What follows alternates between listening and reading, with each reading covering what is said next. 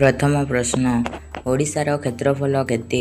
Option A 1,55,707 वर्ग kilometre, option B 1,56,707 वर्ग kilometre, option C 1,57,808 वर्ग किलोमीटर, ऑप्शन डी 2,55,708 वर्ग किलोमीटर।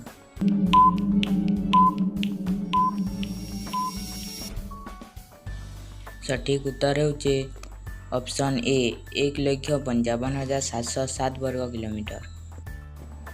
2 नंबर क्वेश्चन होचे ओडिशार केतोटी तहसील अछि?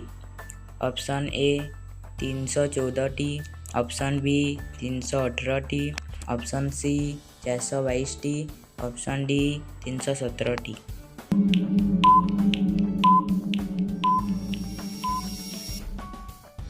सठिक आंसर होचे ऑप्शन ए 314टी।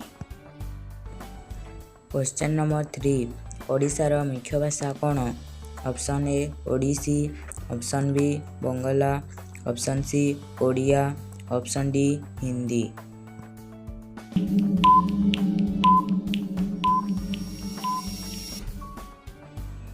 सठिक आंसर होचे option C Odia. Question number 4 ओडिशार राजधानी नाम कौन? Option A Cuttack, option B Barabati, option C Baleswar, option D Bhubaneswar.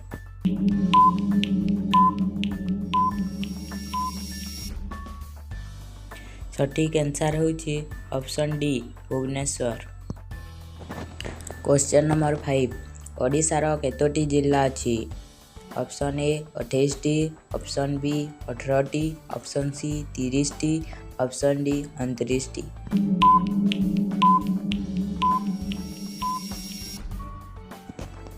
सठिक आंसर होचे ऑप्शन सी 30टी।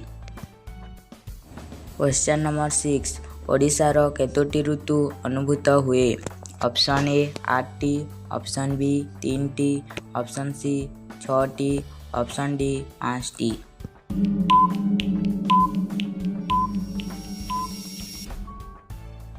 सठिक आंसर होचे ऑप्शन सी 6टी।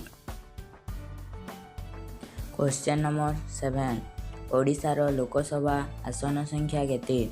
ऑप्शन ए 20टी, ऑप्शन बी 28टी, ऑप्शन सी 45टी, ऑप्शन डी 21टी।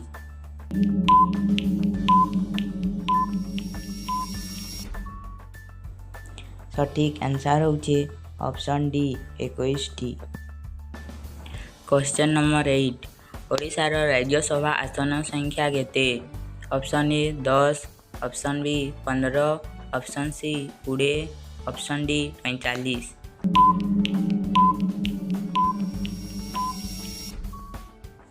सठिक आंसर होचे ऑप्शन ए 10।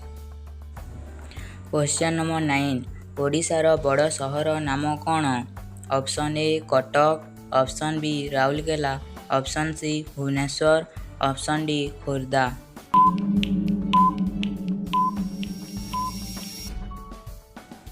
सठिक आंसर होचे option C Bhubaneswar. Question number 10 ओडिशार केतोटी ब्लॉक अछि? ऑप्शन ए 300टी, ऑप्शन बी 30टी, ऑप्शन सी 228टी, ऑप्शन डी 314टी।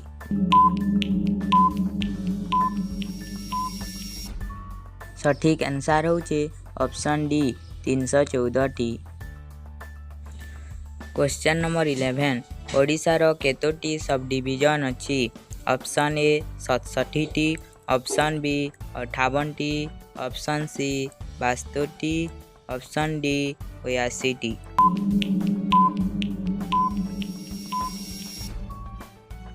सठिक आंसर होचे ऑप्शन बी 58टी।